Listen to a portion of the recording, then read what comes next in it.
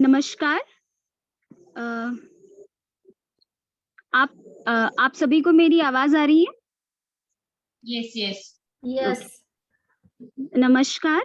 आप सभी का पेरेंट ओरिएंटेशन प्रोग्राम अधिकार के तीसरी कड़ी में स्वागत है।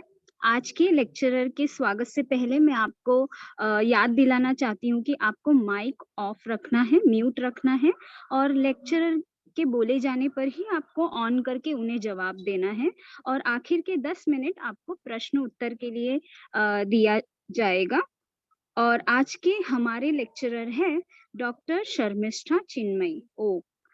आपने स्पेशल एजुकेशन में पीएचडी की है। आपकी रुचि का क्षेत्र कर्णबधिर बच्चों में भाषा विज्ञान और साक्षरता का विकास करना है। आपने अपना डीएड, बीएड और एमएड इन स्पेशल एजुकेशन अलियावर जंग से पूरी की है। आपका विशेष शिक्षा के क्षेत्र में 17 साल का अनुभव है। इन सालों में आपने कई स्तरों पर काम किया है, जैसे कि special school, early intervention centres for hearing impaired childrens, B Ed colleges for of special education और वर्तमान में आप YCMOU नासिक में academic associates and coordinator for B Ed special education के पोस्ट पर कार्यरत हैं और आज आप literacy development how and why, साक्षरता विकास कैसे और क्यों, इस टॉपिक पर लेक्चर देने वाली हैं। और शर्मिष्ठा मैम, आपका बहुत बहुत स्वागत है हमारे इस प्रोग्राम में। Over to you ma'am. Thank you. Good morning all parents. मुझे कहा गया है कि मुझे हिंदी में बात करनी है, तो बीच बीच में हिंदी, बीच बीच में थोड़ा इंग्लिश। एक्चुअली मेरा पीपीटी जो है वो इंग्लिश में है और बहुत इजी लैंग्वेज है, तो समझ में आएगा, ऐसी मुझे आशा है। Good morning Asmita ma'am, thank you for giving me this opportunity to connect with the parents. Okay, हम लोग स्टार्ट करते हैं। मुझे पता नहीं है कि दो दिन चल रहा है और इसमें क्या क्या हुआ है, बट जो मुझे दिया गया है literacy development how and why, तो हम देखेंगे कि लिटरेसी का मतलब क्या है। मेरा जो सेशन होगा वो मुझे लगता है इंटरैक्टिव होना चाहिए, बिकॉज पेरेंट्स के व्यूज मेरे लिए बहुत ज्यादा मायने रखते हैं कि पेरेंट्स क्या सोचते हैं इन सब चीजों के बारे में, और अभी उसमें क्या ज्यादा ऐड होना चाहिए as per the knowledge and for their betterment of the development of their child. ठीक है, तो लिटरेसी का मतलब अगर हम देखें, मेरी स्क्रीन दिख रही है आपको? हाँ, दिख रही है एक्चुअली, बट एक पूरा स्लाइड नहीं क्यों दिख रहा है, मुझे समझ में नहीं आ रहा है।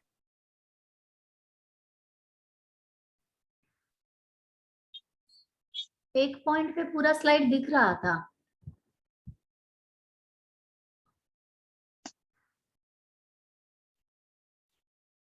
ये मुझे अगर थोड़ा छोटा करना है तो मुझे क्या करना पड़ेगा?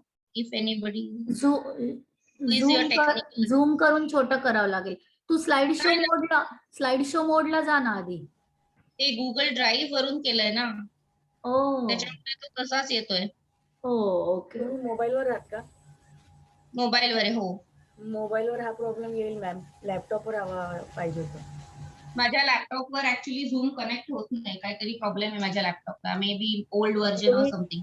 ही डाउनलोड करून घ्या. इथे जो ऑप्शन दिसतोय ना साइन इनच्या बाजूला, इथे तर ते डाउनलोड केलं तर तुम्हाला तुमच्या दुसऱ्या ऍप्लिकेशन मधून ओपन करायला लागेल, फाईल मॅनेजर मध्ये जाऊन.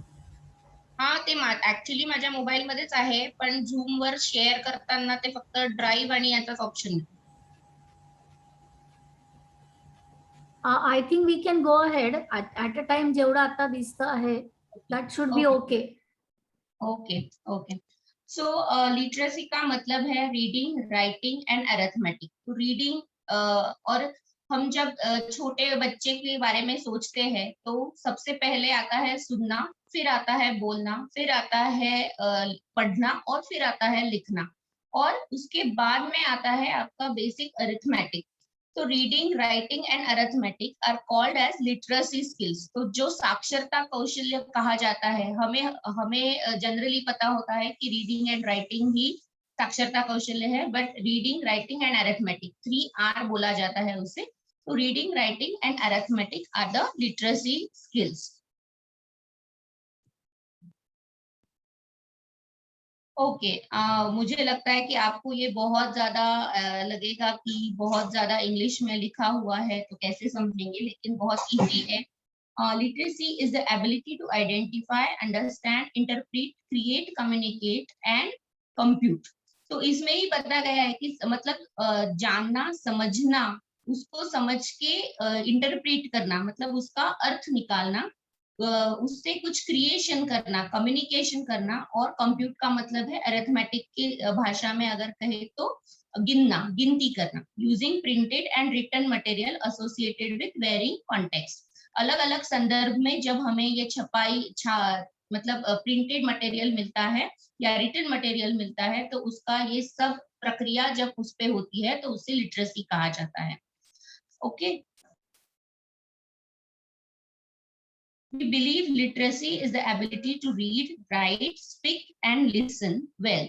A literate person is able to communicate effectively with others and to understand written information. Of course, जो साक्षर लोग होते हैं वो हमेशा अच्छी तरह से कम्युनिकेट कर पाते हैं। किस जरिए से? तो रीडिंग, राइटिंग के जरिए से भी वो अच्छी तरह से कम्युनिकेट कर पाते हैं और रिटन इंफॉर्मेशन को भी वो अच्छी तरह से समझते हैं। आपको ये पिक्चर दिखाई दे रहा है, इसमें नीचे एक पूरी श्रृंखला दी गई है पिक्चर्स की, और ऊपर जो दिए गए हैं वो अलग अलग इसमें दिए गए हैं। तो ये क्या चीज है? कोई मुझे बता सकता है ये क्या है? हॉकी। हॉकी खेल रहा है। हॉकी खेल रहे हैं, लेकिन हमें मतलब समझना है कि नीचे है तो नीचे पूरी श्रृंखला दी गई है। It is complete series of pictures, और ऊपर जो है वो अलग अलग इसमें दिया गया है। ऐसा क्यों दिया गया होगा?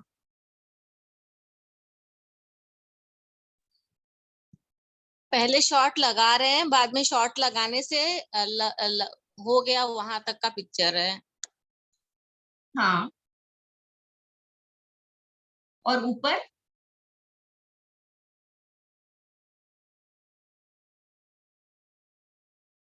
ऊपर क्या है?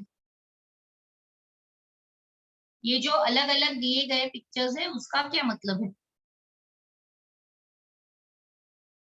एनीबडी क्विकली, समय की बहुत कमी है हमारे पास। बच्चे को पहचान के सही क्रम में लगाना है।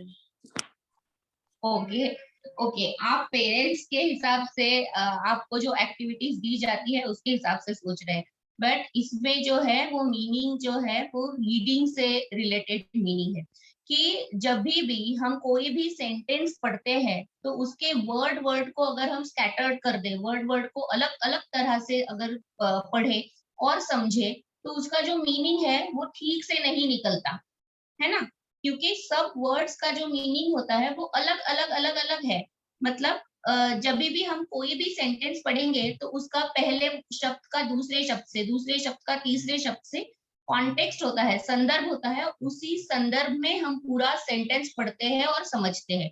तो अगर हम ऊपर के पिक्चर्स देखें तो अलग अलग पिक्चर्स है, तो हमें उससे कुछ समझ में नहीं आता, हम उस हर एक पिक्चर को अलग समझ रहे हैं, है ना।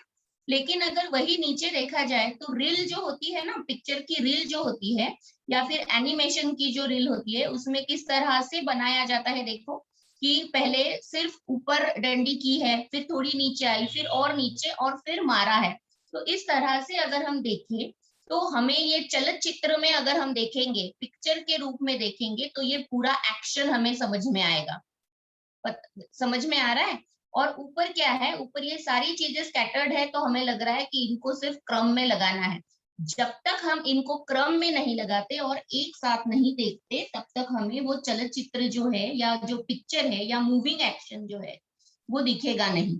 ठीक है, तो इसी तरह से हम अगर कभी भी कोई भी रीडिंग या राइटिंग करते हैं तो हम स्कैटर्ड में अगर कुछ करते हैं, मतलब बच्चे ने सिर्फ कोई कोई मतलब अलग अलग इंडिविजुअल वर्ड्स लिख दिए, तो उसमें मीनिंग है, लेकिन अगर हम उन वर्ड्स को सेंटेंसेस में डालेंगे तो ही उसका जो पूरा मीनिंग है वो समझ में आएगा। ओके, तो इसीलिए ये समझना बहुत जरूरी है कि लिटरेसी जो है एक फिल्म की तरह है। एक फ्रेम, जब फ्रेम्स हम अलग अलग फ्रेम्स को, वर्ड्स के फ्रेम्स को एक साथ जोड़ेंगे और तब अगर हम उसको पढ़ेंगे तो उसका जो मीनिंग निकलेगा वो हमारे लिए ज्यादा महत्वपूर्ण होता है। कम्युनिकेशन में अगर हम एक एक वर्ड में बात करेंगे तो सामने वाला, जो सुनने वाला जो है, उसको वो पूरी तरह से समझ में आएगा ही, ऐसे नहीं हम कह सकते। लेकिन वही अगर हम फ्लुएंटली सेंटेंस बाय सेंटेंस अगर हम कम्युनिकेट करें तो सामने वाले और वो अच्छी तरह से जो मैसेज पास हुआ है उसको समझ पाता है। ठीक है, ये समझ में आया है? ओके, तो हम डायरेक्टली अभी हमारे रीडिंग के इस पे आते हैं कि pre reading skills. What is mean by pre reading? Anybody?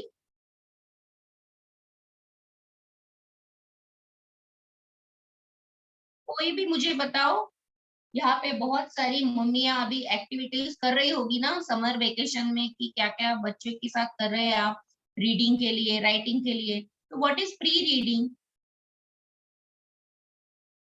वाचन पूर्व या पढ़ने से पहले, है ना?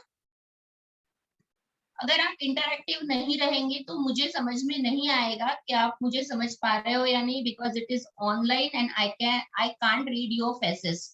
सो जब तक आप मुझसे वार्तालाप नहीं करेंगे तब तक मुझे समझ में नहीं आएगा कि मैं जो बोल रही हूँ वो आप तक पहुंच रहा है या नहीं। मैम, किसी भी ऑब्जेक्ट को लेके बच्चों को उसके बारे में बताना और फिर उसके बाद में राइटिंग चालू करना। ओके, यहाँ पे हम देख रहे हैं पहले रीडिंग का मतलब, रीडिंग के लिए देख रहे हैं ना, तो व्हाट इज प्री रीडिंग? मतलब एक्चुअल पढ़ने से पहले, है ना? मतलब बच्चा जब भी पढ़ने के लिए सीखता है तो उससे पहले रीडिंग अच्छा होने के लिए उसको कई सारी स्किल्स है, कई सारे कौशल्य ऐसे हैं कि जो आना जरूरी है। उसे कहा जाता है प्री रीडिंग स्किल्स। मतलब वाचन पूर्व या पढ़ने से पहले वाले जो कौशल्य है कि जिसके आधार पर, जो रीडिंग के फाउंडेशन करके कहा जाता है, रीडिंग के लिए बहुत जरूरी होते हैं। कि रीडिंग करते वक्त जब समझना जरूरी है तो समझने के लिए ये सारी चीजें, ये सारे कौशल्य अगर डेवलप है तो बच्चा बहुत अच्छी तरह से रीडिंग कर पाएगा और कॉम्प्रिहेंशन कर पाएगा। सो वो क्या है, प्री रीडिंग स्किल्स क्या है? तो matching. What is mean by matching? Matching का मतलब क्या है? जोड़ना। क्या चीजें जोड़ना, ये हम आगे एक एक करके देखेंगे। ठीक है, तो पहले तो लिस्ट देख लेते हैं कि क्या क्या जरूरी है। आपके हिसाब से मैचिंग का मतलब क्या क्या मैचिंग करवाते हो आप बच्चों से, बोलो मुझे। Pictures with alphabet या name. ओके, और shape matching, ma'am. Pictures matching, pictures matching करवाते हैं, यानी यस, शब्दों की पिक्चर पहचान मैचिंग। जिसमें वर्डिंग्स होते हैं ना सेम शब्द, तो उसके लिए हाँ, मतलब मैचिंग वर्ड्स देते हैं और ओके, पिक्चर्स वगैरह देते हैं। Very good. आगे देखेंगे और क्या चीजें आएगी इसमें। ठीक है, rhyming. What is rhyming? Poems. हाँ, पोएम्स है, लेकिन राइमिंग का मतलब क्या है?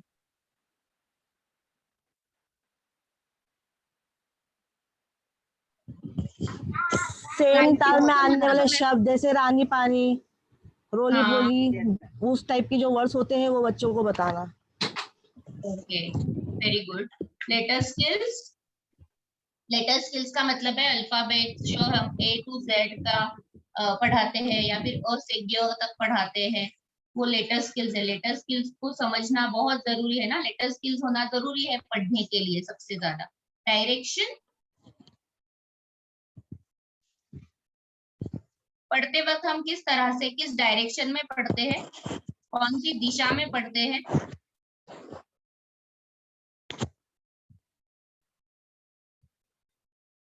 ओके, हम जब भी अभी अभी आप पढ़ रहे हो, आप ये पीपीटी पढ़ रहे हो, आप लेफ्ट राइट मैम, हाँ लेफ्ट टू राइट डायरेक्शन में पढ़ते हैं। Very good, left to right पढ़ना पड़ता है। तो बच्चे की जो आईसाइट है पढ़ते वक्त लेफ्ट टू राइट इस तरह से जाने के लिए उससे पहले वो कौशल्य हासिल करना होगा ना, तो वो भी एक प्री रीडिंग स्किल है। मोटर स्किल्स, मोटर स्किल्स कौन से चाहिए? क्रॉस मोटर स्किल्स है, फाइन मोटर स्किल्स है, वो भी जरूरी है ना कंसंट्रेशन के लिए, या फिर जब हम अभी आगे जाके जब राइटिंग करेंगे तो ग्रास्प के लिए, और जब भी मैं मतलब फिंगर पॉइंट आउट कर रही हूँ तो मुझे वो भी सब स्किल्स चाहिए, मोटर स्किल्स भी चाहिए। कंसेप्ट ऑफ प्रिंट मतलब छपे हुए वर्ड्स को या लेटर्स को समझना, उसका कंसेप्ट ऑफ प्रिंट जो है मतलब उसकी जो संकल्पना है, प्रिंट की संकल्पना को समझना। और लैंग्वेज स्किल्स, ऑफ कोर्स जो भी हम पढ़ रहे हैं, जो भी भाषा हम पढ़ रहे हैं, उसकी वोकैबुलरी हमारे पास होनी जरूरी है ना, तो ही हम पढ़ के समझ पाएंगे। Reading a book, of course pre reading में रीडिंग अ बुक भी आता है कि मतलब अगर छोटा बच्चा है तो उसको पहले से ही अगर रीडिंग की हैबिट हमें उसमें डेवलप करनी है तो बुक रीडिंग बहुत जरूरी है छोटे बच्चों के साथ। अब एक एक करके देखें उसमें क्या क्या आएगा। Picture dictionary, picture story book, short stories, ये सारी चीजें आएंगी। ये एक एक करके हम देखेंगे क्या चीज है। और ठीक है, so matching, what is matching? Matching क्या है और उसके लिए हम क्या क्या कर सकते हैं और उसका मतलब बेनिफिट क्या है। ठीक है, जब भी मैचिंग करना है हमें, तो मैचिंग किस लिए करना है? तो जब भी हम कोई भी पैराग्राफ, कोई भी वर्ड, कोई भी सेंटेंस जब पढ़ना चाहते हैं तो हमारे ब्रेन में, हमारे दिमाग में, मस्तिष्क में हमने जो भी पहले पढ़ा है, तो जैसे कि लेटर्स है, लेटर्स हमने पढ़े हैं ना, तो लेटर्स हमारे दिमाग में जो लेटर्स की छवि है उसको जो हम पढ़ रहे हैं उसकी छवि से हमें मैचिंग करना पड़ता है और तभी हम वो पढ़ पाते हैं, है ना। तो मैचिंग की अगर कौशल्य विकसित हुआ है तो बच्चे अच्छी तरह से समझ पाएंगे और मैचिंग कर पाएंगे। ठीक है, तो when we read, part of what we do involves matching. Children learn to match shapes, patterns, letters and finally words, है ना। तो आपने मुझे पहले भी बताया ना कि आप क्या क्या चीजें मैचिंग करवाते हो, तो शेप्स मैच करवाते हो। कभी भी हमें जब हम करते हैं तो हम बड़ी चीजों से लेके फिर फाइन पे आते हैं, है ना। तो सबसे पहले शेप्स, बड़े बड़े शेप्स को मैच करवाना, ऑब्जेक्ट टू ऑब्जेक्ट मैच करवाना, फिर पैटर्न्स को मैच करवाना, लेटर्स को मैच करवाना और फाइनली वर्ड टू वर्ड को मैच करवाना। ठीक है, फिर कार्ड गेम्स है। कार्ड गेम्स क्या है? कार्ड गेम्स क्या है, कोई मुझे बता सकता है? किसी एक ही चीज को दो अलग चीज में डिवाइड होता है, जैसे कंप्यूटर के साथ लैपटॉप, लॉक के साथ की, पॉट के नहीं, साथ वो जो है वो थोड़ा हायर लेवल हो गया। कार्ड गेम्स का मतलब है छोटे छोटे कार्ड्स अपने, मतलब अगर हम ताश के भी कार्ड ले ले तो भी चलेगा, उसके उसमें भी मैचिंग होता है ना, हर एक के चार चार ये होते हैं ना।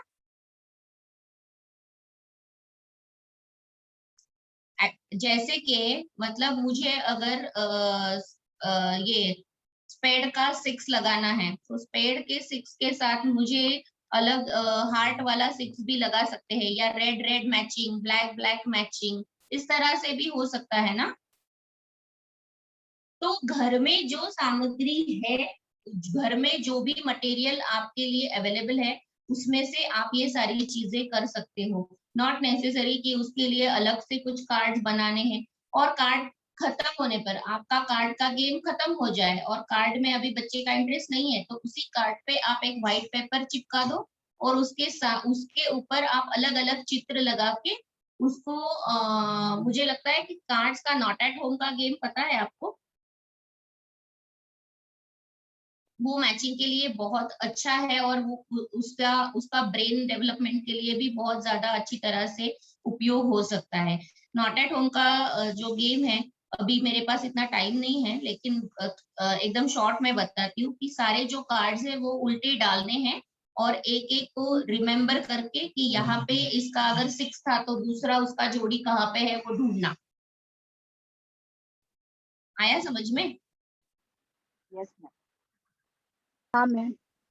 ओके, सो कार्ड गेम्स जो है वो अलग अलग तरह से, दैट इज योर क्रिएटिविटी कि हम कितनी तरह से उसे खेल सकते हैं। ठीक है, तो कार्ड गेम से मैचिंग का एक बहुत अच्छा एक्टिविटी हो सकता है। Activity books which involve matching shapes, pictures and letters. आजकल तो मार्केट में बहुत सारे अर्ली प्री रीडिंग और प्री राइटिंग स्किल्स के लिए 500 activities, 1000 activities, my first matching book, इस तरह से अलग अलग बुक्स भी बहुत सारे अवेलेबल है। सो जो वो खरीदना चाहते हैं वो डायरेक्टली एक्टिविटी बुक्स खरीद के भी उसमें मैचिंग शेप्स, पिक्चर्स और लेटर्स कर सकते हैं। Pairing up socks from the laundry, बहुत सारे सॉक्स के जो पेयर्स है वो एक इसमें रख दो और बच्चों को बोलो कि अलग अलग उसकी ये करो।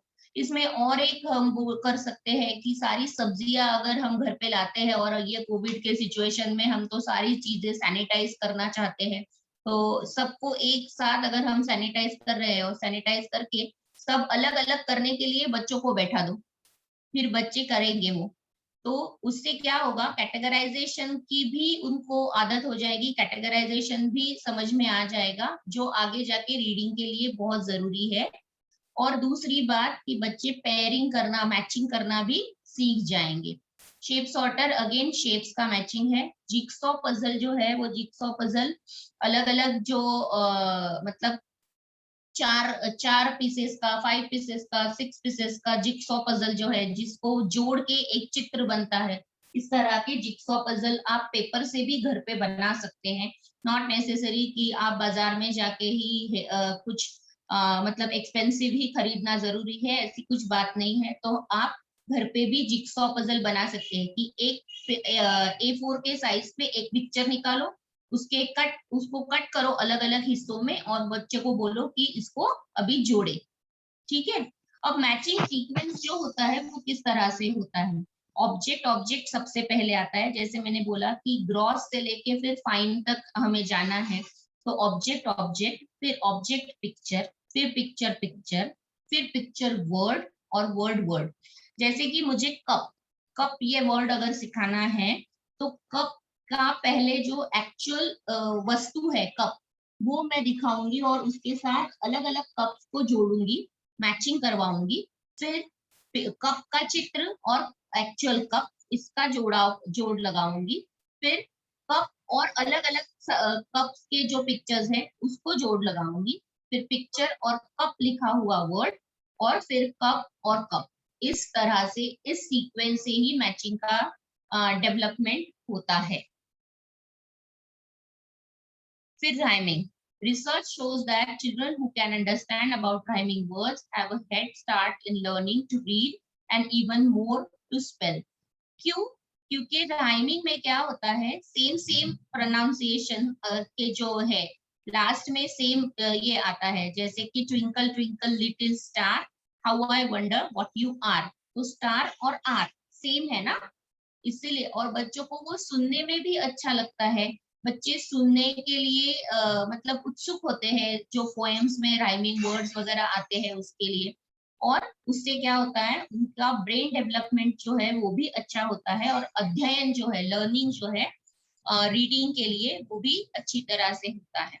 तो उसके लिए क्या क्या कर सकते हैं, sing nursery rhymes, show rhyming words wherever you see the rhyming words, मतलब in story, in your nursery poems, और जो भी आपके कॉन्वर्सेशंस हो रहे हैं और कॉन्वर्सेशन क्लास में जो कॉन्वर्सेशन होता है उसका रिटर्न फॉर्मेट अगर घर पे आता है तो उसमें अगर कहीं राइमिंग वर्ड्स है तो वो दिखाओ।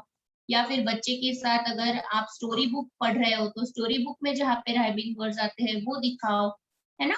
तो जहां जहाँ पे राइमिंग वर्ड, या बोलते वक्त भी अगर कहीं राइमिंग आ गया तो आप उसको ये समझाओ, उस पर फोकस करो कि देखो ये कैसे सेम सेम आता है ना। तो इस तरह से उसको राइमिंग वर्ड्स अगर हम देखेंगे तो राइमिंग के बाद क्या होता है कि बच्चे पढ़ते वक्त भी जो भी सेम सेम ये आता है उसको आइडेंटिफाई कर पाते हैं और समझना ज्यादा इजी हो जाता है। Encourage them to identify rhyming words by listening, है ना। जैसे कि मैंने बोला कि कम्युनिकेशन में भी कहाँ पे राइमिंग आ रहा है उनको ढूंढने के लिए बोलो कि अभी मैंने दो तीन सेंटेंसेस बोले, इसमें कहाँ पे राइमिंग वर्ड्स है बताओ। तो और make it harder step by step, धीरे धीरे उसको कॉम्प्लेक्स करो। मतलब पहले 2 ही वर्ड्स, फिर एक ही पैराग्राफ में 4-5 टाइप के वर्ड्स, इस तरह से धीरे धीरे उसको हार्ड करते जाना है।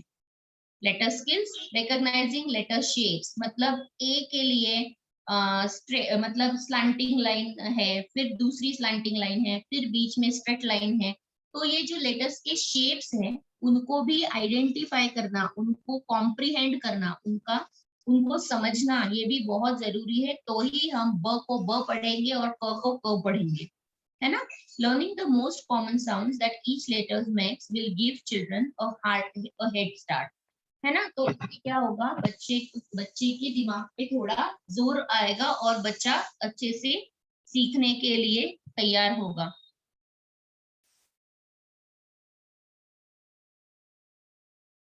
ओके, लेटर शेप्स मतलब अगर हम स लिखना है तो स लिखने के लिए और हर एक लेटर लिखने की जो प्रोसेस है या जो सीक्वेंस है वो अलग अलग है, और उसको उसी तरह से अगर लिखेंगे तो आगे जाके लिखने में स्पीड और क्वालिटी इन दोनों को हम मेंटेन कर पाएंगे। तो मतलब मुझे एक अनुभव बताना है कि जब मैं स्कूल में पढ़ाती थी तो 6th स्टैंडर्ड में एक बच्चा था, जो हम च है तो च लिखते वक्त हम किस तरह से लिखते हैं, अगर मेरा फेस दिख रहा है तो मतलब अब मैं हवा में लिख रही हूँ, मैं पहले स्ट्रेट लाइन करती हूँ, फिर जो आधा चंद्र है वो निकालती हूँ और फिर जो खड़ी स्ट्रेट लाइन है वो निकालती हूँ, है ना। तो वो जो बच्चा था वो हर बार गलत तरीके से लिखता था, वो पहले स्ट्रेट लाइन, फिर आधा चंद्र और फिर आड़ी स्ट्रेट लाइन, इस तरह से लिखता था। तो वो गलत हो गया, तो आगे जाके 6th-7th स्टैंडर्ड में जब वो लिखना मतलब बड़े बड़े आंसर लिखने होते हैं, तब वो उसका स्पीड बहुत कम हो जाता था और ही गेट कंफ्यूज कि मैं क्या लिख रहा हूँ। तो जब हम छोटे होते हैं बच्चे, तभी से अगर उन्हें ये लेटर्स का जो शेप है वो किस तरह से पढ़ना है, किस तरह से याद रखना है और किस तरह से लिखना है। अगर हम छोटी छोटी जो कॉपिंग की बुक देखेंगे तो उसमें भी एरोज दिए होते हैं कि फर्स्ट क्या करना है, नेक्स्ट क्या करना है और आगे क्या करना है।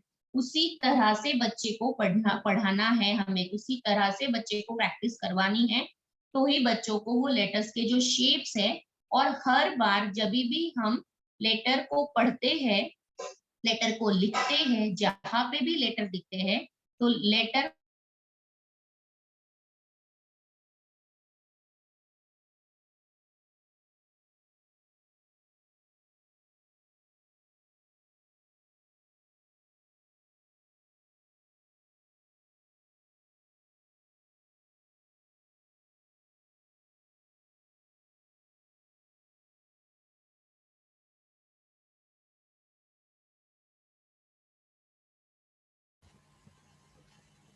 याद रखना ज्यादा जरूरी है और उसके लिए प्रैक्टिस करवाना जरूरी है। To lower case letters to start with, except for the first letter of a name. बच्चों को मतलब यहाँ पे इन लोगों का कहना है कि लोअर केस से शुरू करो। अभी ये इंग्लिश के लिए है, हम तो हिंदी मीडियम में अगर पढ़ा रहे हैं तो सेम ही है, लेकिन जब इंग्लिश को हम पढ़ाते हैं तो लोअर केस से शुरू करो, और जो भी उसका नाम है कि कोई भी नाउन आता है तो उसके लिए अल्फाबेटिक में बड़ा ए या बड़ा लेटर, कैपिटल लेटर यूज करने के लिए उसको बोलो। Try using magnetic letters, magnet board मिलता है ना, तो मैग्नेटिक लेटर्स का यूज करना ज्यादा अच्छा होता है, क्योंकि वो हर बार निकाल के फिर लगा सकते हैं, उसको कॉम्बिनेशन में लगा सकते हैं, इसीलिए। ठीक है। Direction. Print goes from left to right, so children will need to be familiar with where to start each line and which direction to go in. ठीक है। Your child won't need to know left and right. ठीक है। अभी सबसे पहले बच्चा तुम्हारा left कौन सा है, राइट कौन सा है, ये देखने की अभी जरूरत नहीं है। जब बच्चे छोटे हैं, अर्ली ईयर्स में, हमें सिर्फ उनकी आंखों की जो मूवमेंट है वो किस तरह से, अगर हम स्टोरी पढ़ रहे हैं तो line by line, left to right, left to right, left to right, किस तरह से जा रही है वही दिखाना है। Show your left hand, show your right hand, now go left to right, इस तरह से सिखाने की जरूरत नहीं है। When reading to your child, follow the print with your finger. ये तो बहुत जरूरी है कि अगर, और छोटे बच्चे जो 3 साल के अंदर वाले बच्चे हैं, जो 0 to 3 years वाले बच्चे हैं, उनको अपनी लैप में बिठाओ, उनको अपनी गोदी में बिठाओ, आगे अपना बुक रखो और फिर उसका फिंगर लेके भी आप उसको मूव कर सकते हो, या आपके फिंगर से मूव करो। उससे क्या होता है, एक तो बच्चे का कंसंट्रेशन बना रहता है स्टोरी में, और दूसरी बात कि ये लेफ्ट टू राइट जो उसका मूवमेंट है, उसकी हैबिट उसमें डेवलप होती है कि जब भी मुझे कुछ पढ़ना है तो मुझे किस तरह से पढ़ना है, left to right. It is exception कि उर्दू लैंग्वेज जो है, उर्दू लैंग्वेज में राइट टू लेफ्ट जाना होता है। ठीक है। बट मुझे लगता है most of the children are from Hindi medium और मराठी मीडियम और इंग्लिश मीडियम, तो तीनों जो है, वो तीनों लैंग्वेजेस जो है वो लेफ्ट टू राइट के फॉर्म में ही हम रीड करते हैं। Later you can ask them where you should start. Try reading the words in reverse order to demonstrate that the story doesn't make sense if you don't start in the right place. Okay. अभी बच्चा अगर समझ नहीं पा रहा है कि यहाँ से यहाँ तक, यहाँ से यहाँ तक जाना है, तो उसके लिए एक मतलब छोटा सा एक प्रयोग करो कि उसको यहाँ से मतलब राइट टू लेफ्ट पढ़ के दिखाओ। राइट टू लेफ्ट पढ़ के कोई भी मीनिंग नहीं निकल रहा है या कुछ समझ में नहीं आ रहा है, तो बच्चा अपने आप समझ जाएगा कि नहीं है। तो ये इसमें सिर्फ वर्ड समझ में आ रहे हैं, लेकिन स्टोरी तो कुछ समझ में नहीं आ रही। ठीक है। Many activity books have activities which reinforce left-right direction, such as exercises for a child to draw a line to take the bunny. ऐसी बहुत सारी एक्टिविटीज हैं कि मधुमक्खी को फूल तक पहुंचाओ, या फिर मतलब एनीथिंग कि एक रैबिट है उसको उसके घर तक पहुंचाओ, या फिर एक बच्चा है और एक बिस्किट है, बिस्किट को बच्चे तक पहुंचाओ। और जो भी चीजों तक पहुंचाना है वो राइट में रखनी है, और जिन चीजों को मूव करना है वो लेफ्ट में रखनी है। और किसी भी पैटर्न में आप उसको लेके जा सकते हो, जैसे कि जिगजैग पैटर्न है, या फिर स्ट्रेट लाइन है, या फिर जंपिंग पैटर्न है। इन पैटर्न्स में आप बच्चे को ये सिखा सकते हो कि जब भी रीडिंग करना है तब हमें लेफ्ट टू राइट ही करना है, और उसके साथ साथ आपकी प्री राइटिंग की भी एक्टिविटी हो जाएगी जिस शेप्स में आप लेके जा रहे हो। ठीक है।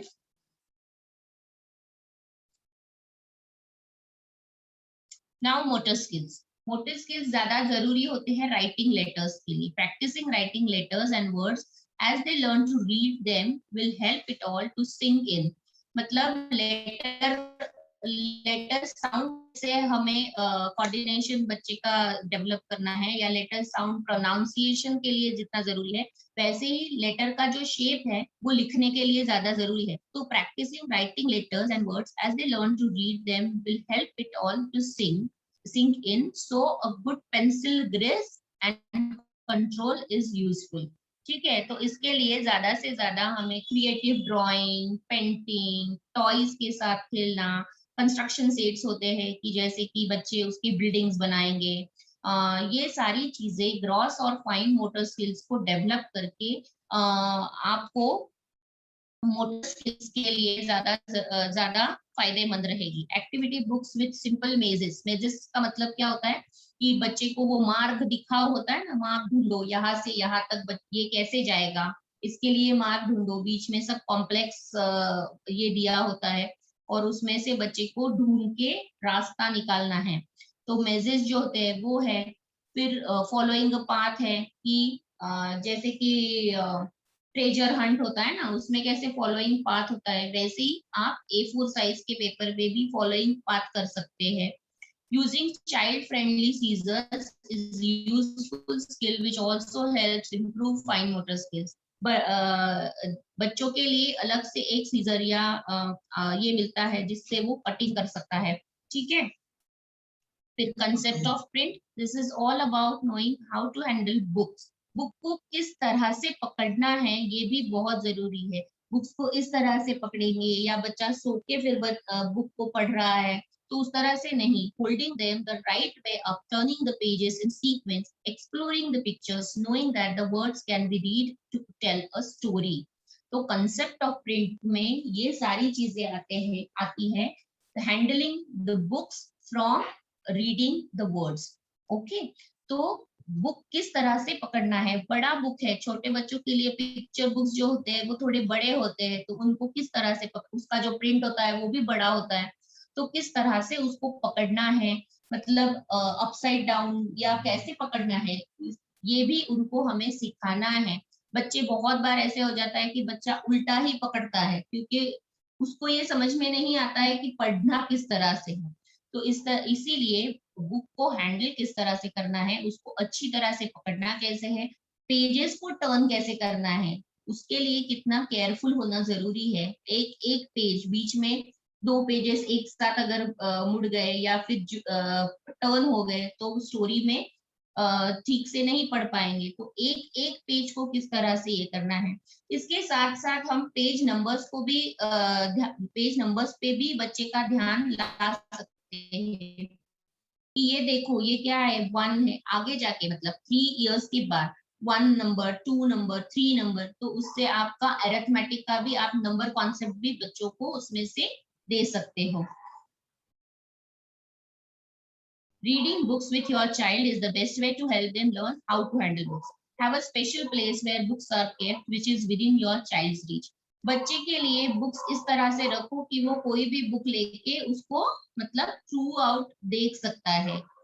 विजिट द लाइब्रेरी, लाइब्रेरी में बच्चों को लेके जाओ, स्कूल की लाइब्रेरी होगी तो वहां पे लेके जाओ, आप जिस सेंटर्स में जा रहे हो उन सेंटर्स की जो लाइब्रेरी है वहां पे बच्चों को लेके जाओ।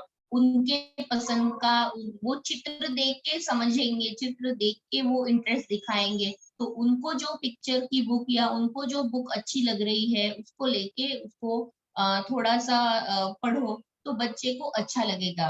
वो ही बुक लेके बच्चे के साथ अगर आप ये पढ़ने की एक्टिविटी करेंगे तो बच्चे ज्यादा खुश होके पढ़ना सीखेंगे।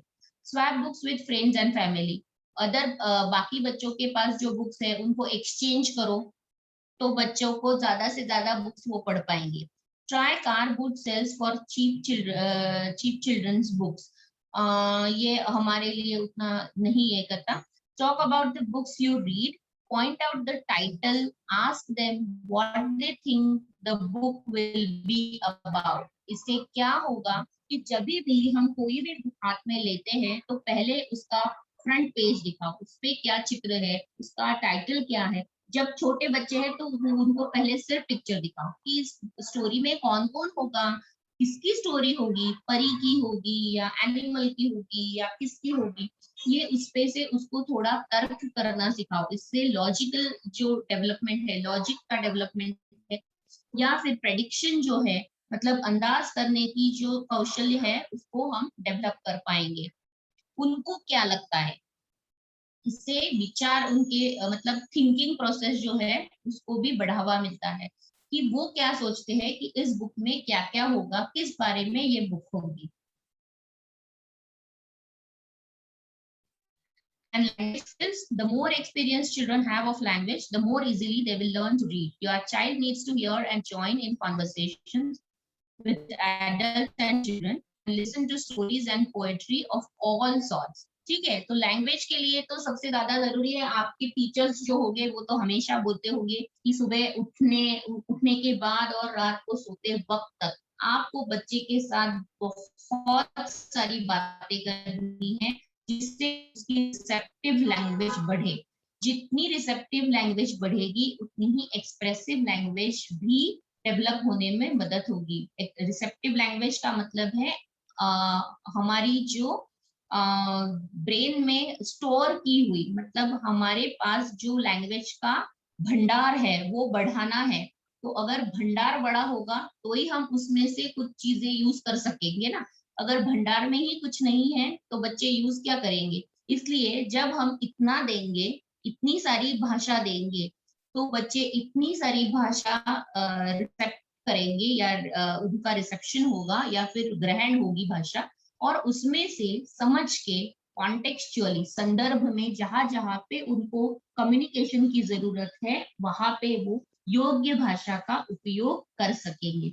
तो language skills are also very important for reading, कि जब बच्चे रीडिंग कर रहे हैं अगर वही सारे शब्द अगर बच्चे की प्री वोकैबुलरी में है, बच्चे के पास ऑलरेडी उसका मीनिंग है, तो वो जो भी पढ़ रहा है वो भले ही स्टोरीज होगी, पोएट्री होगी, तो बच्चे वो समझना इजी, बच्चे के लिए वो समझना इजी हो जाएगा। Reading stories to them will broaden their vocabulary. Of course stories से बहुत सारी चीजें हासिल होती है, स्टोरीज के बहुत सारे फायदे हैं। तो उसमें से ही एक फायदा है कि वोकैबुलरी बिल्ट होती है बच्चों की, बहुत सारे वर्ड्स जो फिगरेटिव लैंग्वेज है, अलंकारिक भाषा जिसको बोलते हैं, तो वो भाषा जो है वो स्टोरीज या पोएम्स से हम अच्छी तरह से डेवलप कर सकते हैं। Make sure that your child gets plenty of opportunity to talk to other adults and children, of course. ये इसका छोटा सा सारांश है।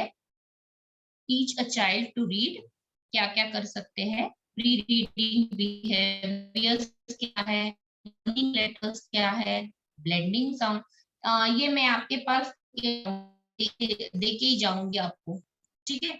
Now we will go, because हमें क्वेश्चन आंसर्स के लिए भी टाइम चाहिए ना थोड़ा। नाउ राइटिंग, रीडिंग को तो हमने समझ लिया, प्री रीडिंग को समझ लिया, कॉम्प्रिहेंशन किस तरह से होता है या समझ किस तरह से आती है, कि वर्ड को समझना, ये भी हमने सीख लिया।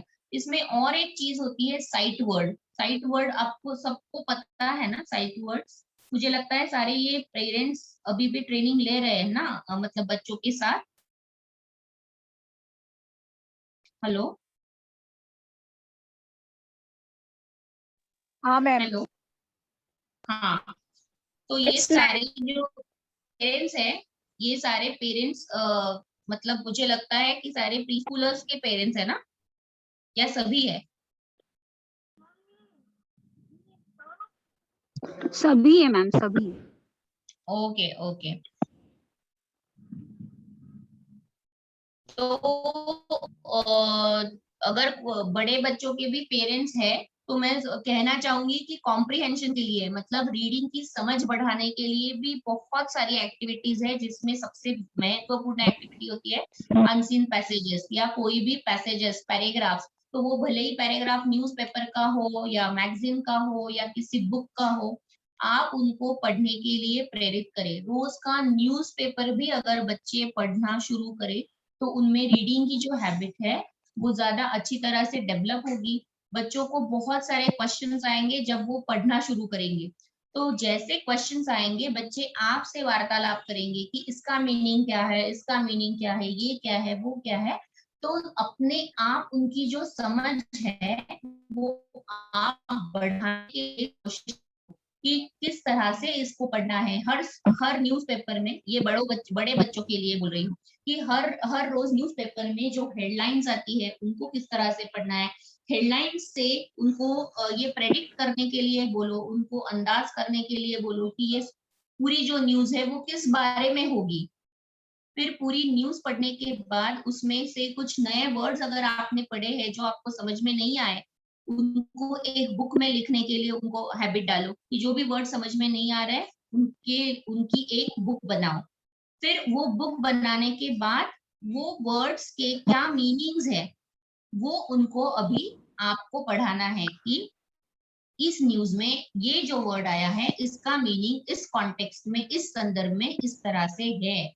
ये आपको आपके बच्चों के साथ बैठ के करने वाली एक्टिविटी है, और उससे आपके बच्चे की वोकैबुलरी बहुत बढ़ेगी, हर एरिया में बढ़ेगी। क्योंकि न्यूज़पेपर ये इस तरह का माध्यम है कि जिसमें आप पूरी दुनिया भर के बहुत सारे एरियाज की जो न्यूज आती है उसके बारे में वोकैबुलरी बढ़ा सकते हो। ठीक है, नाउ कमिंग टू राइटिंग बच्चों को बहुत, अभी तो ऑनलाइन मोड की वजह से बच्चे राइटिंग का बहुत अभी बोर हो गए, मतलब करते ही नहीं है ज्यादा, और उनको अभी फिर से हैबिट डालना है। जब ऑफलाइन शुरू हो जाएगा तो फिर से राइटिंग की प्रैक्टिस होनी बहुत जरूरी है। और समर वेकेशन में भी आप रोज बच्चों से एक पैराग्राफ, जो बड़े बच्चे हैं, एक पैराग्राफ हिंदी, जितनी लैंग्वेजेस है उनको, इंग्लिश है, हिंदी है, मराठी है, जो भी लैंग्वेजेस आप स्कूल में पढ़ रहे हैं, तो उसका एक पैराग्राफ रोज लिखवाओ, तो ही बच्चे को राइटिंग की प्रैक्टिस रहेगी। Words that have been written और printed, the way a person writes is writing. ठीक है, स्टेजेस ऑफ राइटिंग डेवलपमेंट क्या है, अभी फिर से हम प्री स्कूल पे आएंगे। प्री स्कूलर्स के लिए मतलब राइटिंग का जो डेवलपमेंट है तो वो किस तरह से होता है। तो स्क्रिबलिंग मतलब सिर्फ चिरखाड़ना, या उसको आप हिंदी में क्या बोलते हो, स्क्रिबलिंग को हिंदी में क्या बोलते हैं?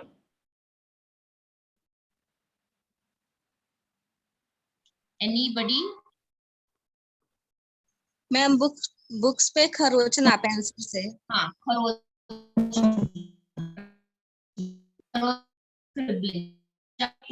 भी राइटिंग का टूल लेके जब खरोचता है या कुछ भी स्क्रिबलिंग करता है, तो वो स्क्रिबलिंग करना भी उतना ही जरूरी स्टेप है डेवलपमेंट के लिए। हम बच्चों को डांटते हैं ना कि यहाँ पे मत करो, वहां पे मत करो, तो इसके लिए आप एक चीज कर सकते हो कि जहाँ पे भी बच्चा ज्यादा टाइम रहता है उस वॉल पे आप एक व्हाइट पेपर पूरा लगा दो, जहां तक उसका हाथ जाता है वहां तक।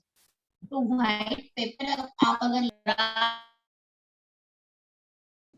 है वो डेवलप होती है। ठीक है, तो scribbling, drawing, letter like forms and shapes, ये सारे सीक्वेंशियली डेवलप होते हैं।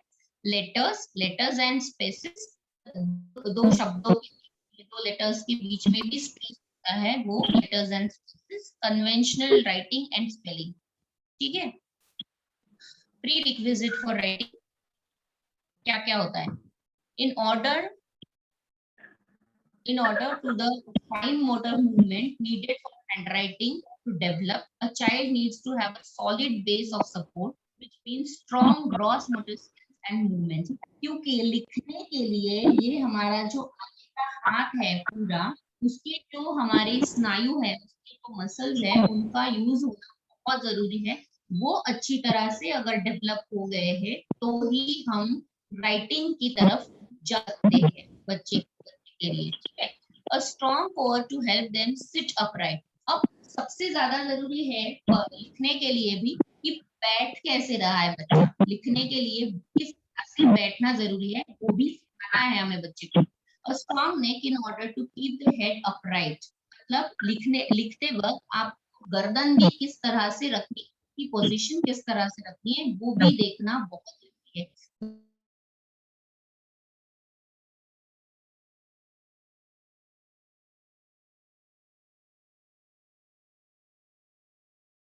उसकी जो सिटिंग पोजीशन है राइटिंग के लिए वो भी बहुत जरूरी है। अगर वो नीचे जमीन पे बैठ के लिख रहा है तो उसके लिए किस तरह से बैठ के लिखना जरूरी है, वो अगर टेबल कुर्सी पे बैठ के लिख रहा है तो किस तरह से बैठना जरूरी है, ये सारी चीजों की तरफ भी ध्यान देना is prerequisite for writing.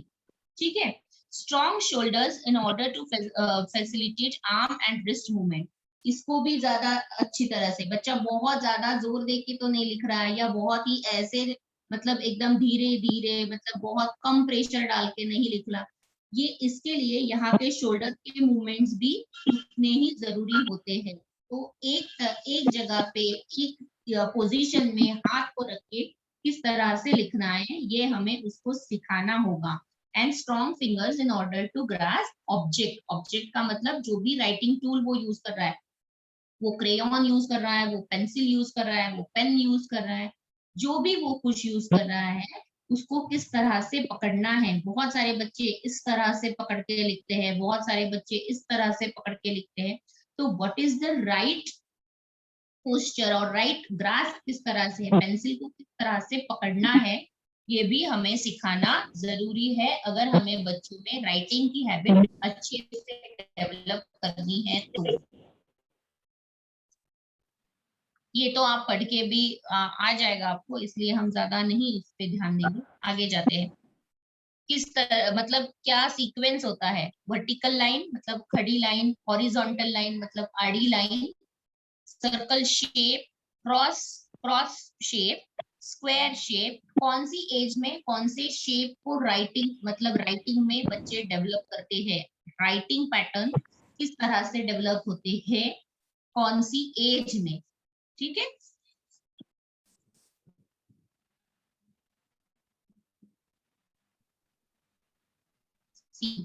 ये ग्रास्प का डेवलपमेंट है कि बच्चा पहले इस तरह से पकड़ना सीखता है, फिर इस तरह से 1 to 1.5 years, 2 to 3 years, 3.5 to 4 years and 4.5 to 7 years।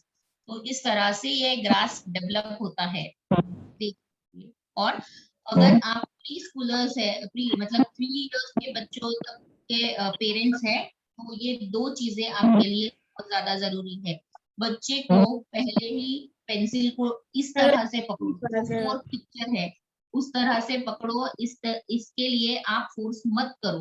पहले उसके हाथ में बड़े बड़े क्रेयॉन्स ही दो कि जिससे वो ये पामर ग्रास्प में पकड़ के कर सके। फिर उसके बाद इस तरह से जो दूसरा पिक्चर है उस तरह से उसको पेंसिल पकड़ना या क्रेयॉन पकड़ना सिखाना है। फिर उसके बाद 3.5 to 4 years में थर्ड जो पिक्चर है उस तरह से पेंसिल पकड़ना सीखता है बच्चा। और आगे जाके 7 years तक जो एक्चुअल पेंसिल ग्रास्प या पेन ग्रास्प है वो आता है। These are the stages जो हमने पहले देखे कि ड्राइंग, स्क्रिबलिंग, फिर लेटर लाइक फॉर्म्स, है ना। बेनिफिट्स ऑफ प्री राइटिंग, क्या क्या हासिल होता है हमें प्री राइटिंग स्किल्स को डेवलप करके।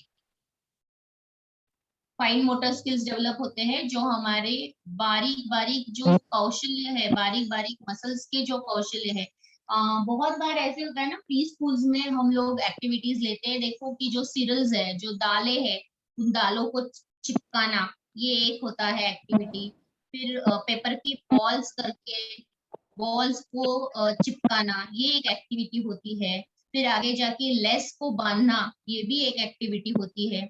या फिर सुइंग बोर्ड्स आते हैं और उस पे हम लेस को सुइंग करते हैं बड़े बड़े होल्स में से, that is also activity for fine motor skills. Finger hand strength को बढ़ाने के लिए हम डॉग की एक्टिविटी ले सकते हैं या फिर क्ले की एक्टिविटी ले सकते हैं। क्ले के अलग अलग शेप्स बनाओ, क्ले को अलग अलग तरह से मोड़ो या फिर जोड़ो तोड़ो। ये जो चीजें हैं, ये सारी जो चीजें हैं वो फिंगर हैंड स्ट्रेंथ के लिए बहुत ज्यादा मतलब फायदेमंद होती है।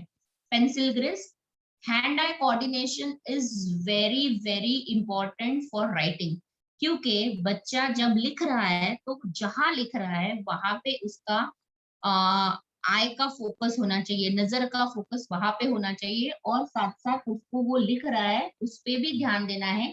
जैसे कि वो लेफ्ट टू राइट लिख रहा है तो उसी तरह से eye movement and hand movement दोनों एक साथ होने, ब्रेन को एक साथ दो अवयवों को मतलब जोड़ के रखना है कि जिस तरह से आपका आई का मूवमेंट है उसी तरह से हैंड का मूवमेंट हो रहा है, या हैंड का मूवमेंट जिस तरह से कर रहा है बच्चा उसी तरह से उसकी जो नजर है वो भी लेफ्ट टू राइट उसी तरह से जानी चाहिए। इसलिए आई हैंड कोऑर्डिनेशन के लिए वाटर गेम्स भी बहुत अच्छी तरह से हम यूज कर सकते हैं। वाटर गेम्स का मतलब क्या होता है कि सबसे पहले मतलब ग्रॉस के लिए अगर देखें तो बकेट में मग से पानी डालना बिना बिना गिराए हुए। फिर उसके बाद छोटे एक शर्मिष्ठा मैडम, दूसरे मग में पानी डालना। Sharmishtha madam, hello. हाँ आई थिंक हमें थोड़ा सा वाइंड अप करके क्वेश्चन आंसर को स्कोप देना होगा। 9:40 हो गए है ना। यस यस यस, या इफ यू कैन, आप अगर वाइंड अप करें तो अगर कोई सवाल जवाब हो तो 1 या 2 ले सकेंगे। Okay okay okay.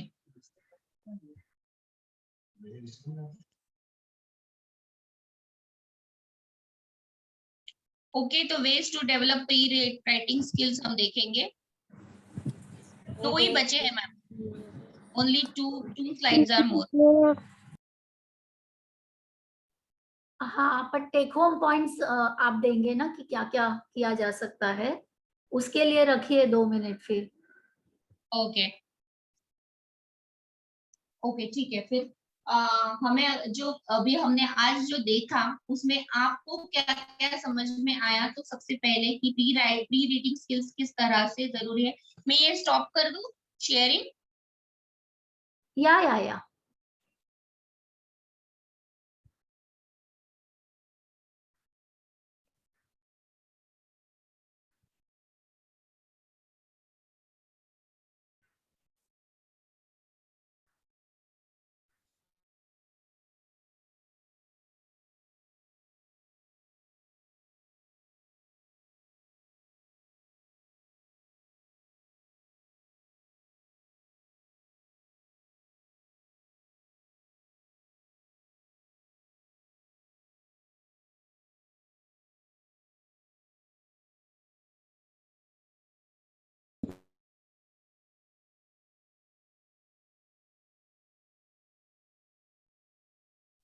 दिख रहा है मेरा स्क्रीन अभी भी? हाँ, but that is okay, continue कर सकते हैं। अगर बंद होता है तो बेहतर है, पर नहीं तो भी हम लोग कंटिन्यू कर सकते हैं। ओके तब तक अगर पेरेंट्स को कुछ क्वेश्चन पूछना है तो अपने क्वेश्चंस प्लीज लिख के रखिए, मैडम को पूछने के लिए तैयार रखिए अपने क्वेश्चन।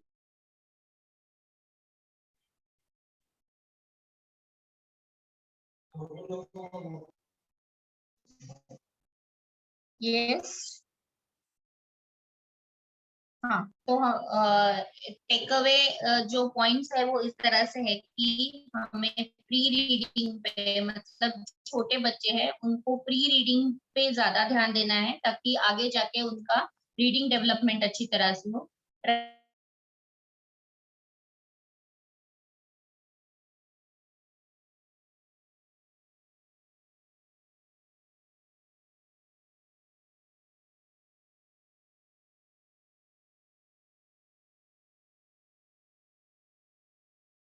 बच्चों को डांटना नहीं है, बहुत सारे स्क्रिबलिंग करते हैं बच्चे, तो उनको हमें बढ़ावा देना है ताकि वो उनकी एक्टिविटी से ही खुद को प्रेरित कर सके और सीख सके।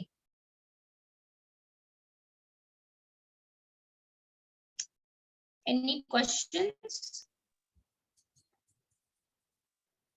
प्लीज पेरेंट्स अपने क्वेश्चंस पूछिए। दीदी मेरी बेटी 11 साल की है पर उसका राइटिंग बहुत गंदा है, पर मैंने सुधारने की बहुत कोशिश किया पर वो सुधर नहीं पाती है। सुधार नहीं पाती मतलब हैंड राइटिंग के हिसाब से बोल रहे हो या राइटिंग के हिसाब से?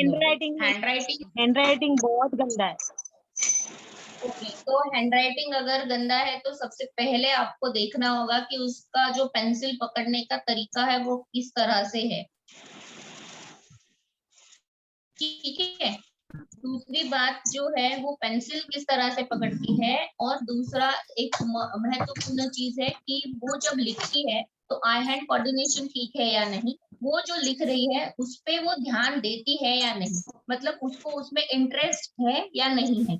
इंटरेस्ट नहीं है तो बच्चे बहुत आलसी होके इस तरह से लिखते हैं कि हाँ लिख दिया, एक बार मम्मी ने बोला है तो मुझे लिखना है तो मैं लिख रही हूँ। इस तरह से अगर लिखेगी तो वो हैंडराइटिंग कभी नहीं सुधरेगा। तो सबसे पहले उसके लिए एक्टिविटीज होगी कि आप पहले उसको 2 लाइन में लिखना है। इसके लिए पहले एक एक्टिविटी दो कि ये 4 ही लाइन लिखो, लेकिन आपको 2 लाइन के बीच में ही बराबर लिखना है, बाहर नहीं जाना चाहिए, और उसके लिए कुछ रिवॉर्ड दो। ठीक है? हाँ ठीक है दीदी। हाँ, फिर उसके बाद थोड़ा थोड़ा करके एक एक पैराग्राफ, 4 लाइन का पैराग्राफ लिखने के लिए बोलो। और लिखने की एक्टिविटी अगर रोज देंगे तो धीरे धीरे करके हैंडराइटिंग में भी सुधार आ सकता है। लेकिन वो एक्टिविटी बहुत नीटली होनी चाहिए। मतलब लिख रहे हैं इसलिए लिख रहे हैं, ऐसे नहीं होना चाहिए। वो अपना काम करके हट जाना चाहती है, बस कैसे भी लिखे पर उल्टा सीधा हाँ करके वही। तो ma'am can I ask my question? एक मिनट उसको इस तरह की रीडिंग एक्टिविटी दो, राइटिंग एक्टिविटी दो कि जिसमें उसको पसंद आए। मतलब वो अगर स्टोरीज पढ़ना पसंद करती है तो उसको बोलो कि उसी स्टोरी में से कोई भी एक पैराग्राफ लिख के लिखो। ठीक है शर्मिष्ठा मॅम, मी ना टीचर हाँ। बोलते. आता आता जे पॅरेंट्स होते ना, त्यांची ती मुलगी माझी स्टुडंट आहे. ऍक्च्युली तिला ना लर्निंग डिसॅबिलिटी पण आहे. हॅलो, मला आवाज नाही येते मॅडम. हॅलो, लर्निंग डिसॅबिलिटी पण आहे, त्याच्यामुळे त्याच्या हँडरायटिंग वरती पण परिणाम होतोय. Okay okay okay. हा मैम एक दो पेरेंट्स ने और भी क्वेश्चंस पूछे हैं कि हम उसे ले सकते हैं अभी या फिर हम एक या दो ले सकते हैं. मैम मैं एक क्वेश्चन पूछ लूं please ma'am? Yes go ahead fast. Ma'am मुझे ये बोलना था कि ज्वेरिया मतलब स्टडीज वगैरह के लिए जो पढ़ाई करती है ना, वो बहुत जल्दी कवर करती है, बट नॉर्मली जो घर में कॉन्वर्सेशन होता है ना, वो नहीं कैच करती है मैम. वो मतलब बोल नहीं पाती है वो जितना वो रीड करती है. वो रीडिंग बहुत अच्छी करती है बट वो बोलती नहीं है मैम कुछ भी. बोलने के लिए मुझे लगता है स्पीच थेरेपी ज्यादा इम्पोर्टेंट है.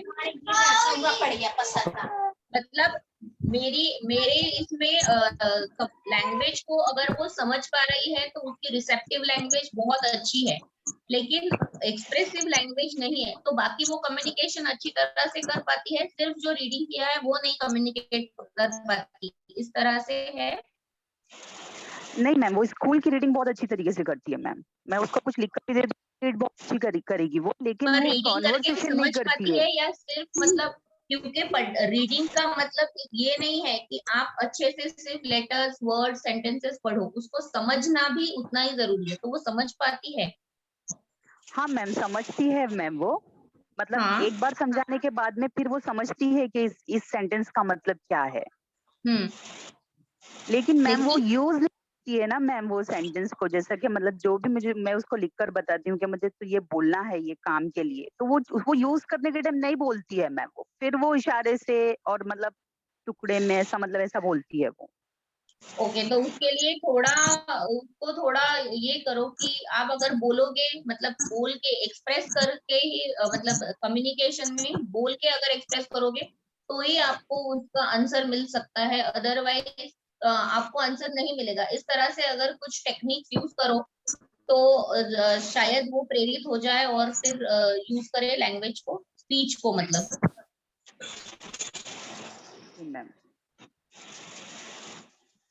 मैम हुदा जी के यहाँ से एक मैसेज आया है व्हाट्सएप ये चैट बॉक्स में क्वेश्चन है. ओके देखिए.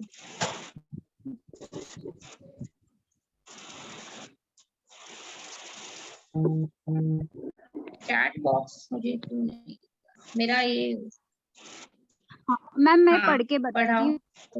ऑनलाइन क्लास की वजह से बच्चे इतने में पीछे हो गए हैं और इंटरेस्ट भी नहीं लेते हैं, तो उसके लिए हमने क्या करना चाहिए? 5th स्टैंडर्ड में है रीडिंग और राइटिंग के लिए. यस, राइटिंग के लिए पीछे है. वो जो मैंने बोला, मतलब मैं अभी मेरे बेटे के साथ भी यही एक्टिविटी कर रही हूँ कि अभी क्या हो गया है कि ऑनलाइन की वजह से ना राइटिंग में बच्चे बहुत पीछे हो गए और राइटिंग के लिए बहुत लेजी हो गए, क्योंकि सारी चीजें अभी मल्टीपल चॉइस क्वेश्चन या फिर ऑनलाइन ही हो रही है ना. तो इसके लिए सबसे जरूरी है कि जो भी लैंग्वेजेस वो स्कूल में पढ़ रहे हैं उन लैंग्वेज के टेक्स्ट बुक्स लेके उसमें से या फिर जो भी उनको पसंद आया वो बुक वो लेके उसमें से एक एक पैराग्राफ रोज उनके साथ बैठ के लिखवाओ. उनसे लिखना ही है, उसके अलावा कुछ ये नहीं, मतलब ये नहीं आप खेलने नहीं जा सकते हो या फिर उसके अलावा आपको मोबाइल में 1 घंटा नहीं मिलेगा. इस तरह से कुछ अगर टेक्निक्स यूज करके उनको रोज लिखने की प्रैक्टिस करवानी ही होगी. तो ही बच्चों को आगे जाके वो राइटिंग की जो हैबिट है वो रहेगी। अदरवाइज हमारे नेक्स्ट ईयर जब बच्चे ऑफलाइन जाएंगे ना तो बहुत बड़ी प्रॉब्लम होने वाली है। और ये सारे प्रॉब्लम सिर्फ डेफ बच्चों के साथ नहीं, हियरिंग बच्चों के साथ भी वही हो रहा है कि बच्चे अभी लिखने के लिए बहुत आलसी हो गए। हेलो मैम, अगर फास्ट लर्न कराना हो, मतलब पढ़ाई करानी हो, तो कैसे करना है? मतलब रीडिंग की स्पीड बढ़ानी है तो हाँ, पर बच्चे को रीडिंग आ ही नहीं रहा है, आ ही नहीं लेकिन रहा है, मतलब या पढ़ आ भी रहा है या तो एकदम स्पीड स्लो, बढ़ानी है? नहीं स्लो रीडिंग है, स्लो रीडिंग है तो उसको फास्ट करना है। इस तरह से कर सकते हैं कि टाइम बाउंड करो, टाइम दो उसको कि इसके इसमें इतना टाइम किया तो मतलब आपको कुछ क्या है, बच्चों के साथ अगर रिवॉर्ड और पनिशमेंट का गेम करेंगे ना, टेक्निक यूज करेंगे तो वो ज्यादा अच्छा रहता है कि बच्चे को टाइम दो, 5 मिनट्स में आपके ये 4 लाइन होने चाहिए। और उसको अचीवेबल टारगेट दो, नहीं तो आप बोलोगे कि 5 मिनट में पूरा एक पैराग्राफ पढ़ो और बच्चा नहीं पढ़ पाएगा तो फिर वो मतलब नाराज हो जाएगा और आगे जाके फिर पढ़ने के लिए प्रेरित नहीं होगा। तो सबसे छोटे छोटे टारगेट दो कि 5 मिनट में 4 लाइन पढ़ो, 5 मिनट्स में 6 लाइन पढ़ो या 1 पेज पढ़ो। तो बच्चे को वो खुद ब खुद ये होगा कि नहीं मुझे पढ़ना है, और अगर इसमें इतने टाइम में मैंने पढ़ा तो मम्मी कुछ मुझे अच्छा देने वाली है। शाबाशी दो, सिर्फ शाबाशी भी दोगे तो भी चलेगा। Okay, thank you ma'am. Okay okay, thank you.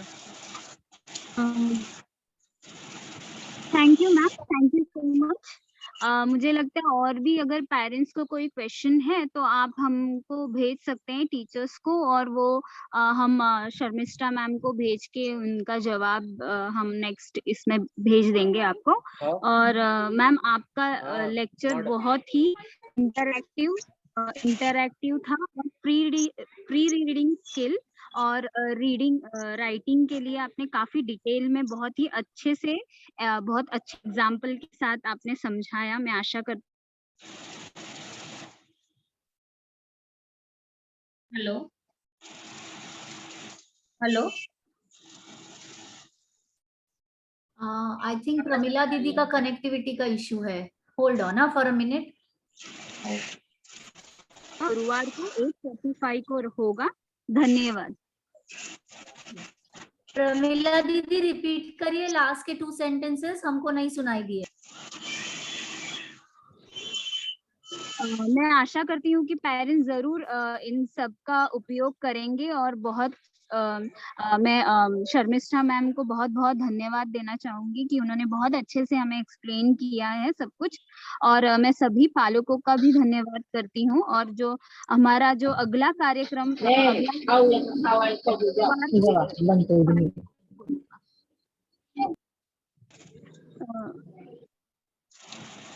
Thank you so much ma'am, thank you so much.